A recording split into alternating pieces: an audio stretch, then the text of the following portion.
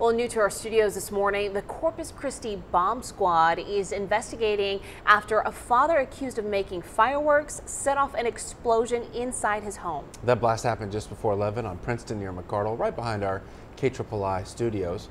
Police and firefighters arrived to that home where that blaze had started. Investigators say the 37-year-old man was inside the living room when the explosion occurred. Both of his hands were injured. Detectives say this father, who has not been identified yet, it was lucky his wife and 2 kids were not injured. Not to mess with the black powder or anything like that. Don't take fireworks apart to try to make a bigger explosion or a bigger firework. So that's stuff that you should avoid. The father was transported to Christus Shoreline Hospital for care. The bomb squad is looking into the type of materials used for these fireworks. Detectives say he had been actually making these types of fireworks for years for personal use. He faces a charge of arson.